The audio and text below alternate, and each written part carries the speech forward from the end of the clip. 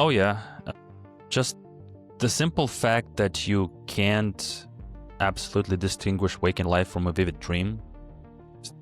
There is no proof that you can provide right now that you're not dreaming. There isn't an experiment or definitive way to prove that. How crazy is that? That's part of the problem. Well, not problem, but part of the reality, that the fact that this is how the limits of your perception, right?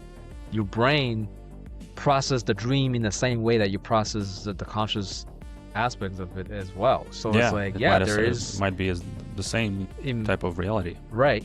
Only something about it that you only have those during when you are not awake. So that's the only difference that we can, like you went to sleep and you were dreaming and then you woke up. But yeah, you can extend that to the whole of life. This is why we have these in the arts and the culture, like, oh, the Matrix, or the dream, life is a dream. And I mean, yeah, it's this is the problem where it's just too ambiguous to us, right? It's like, okay, yes, we can say that and we can think of it like that, but then what's real and what's not? And that for good or for bad, it's just too confusing for us. It's like, oh yeah, how do you distinguish that? Yeah, but so all of these are kind of designed to point that out, that it's very difficult to understand what even real is and what we consider reality.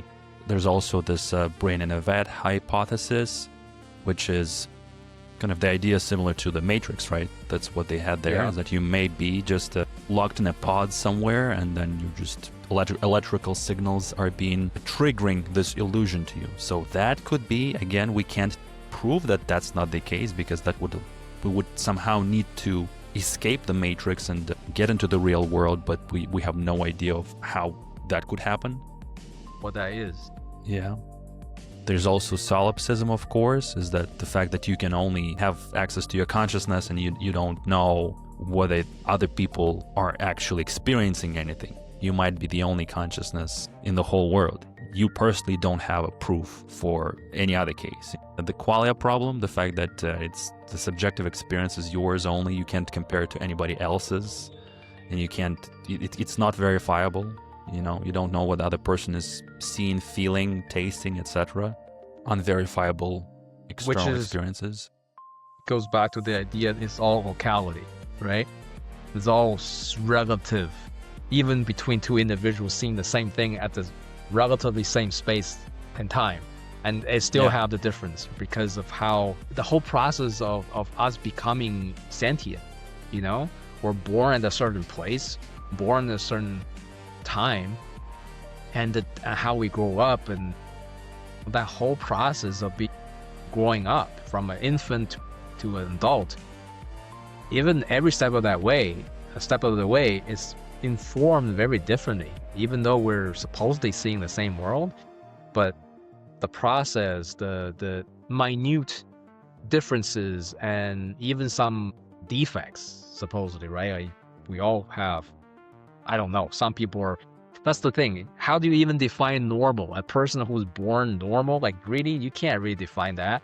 We all have some issues, we all have some certain defects and what have you, right? That's not normal, quote unquote. So this is why the world is so varied.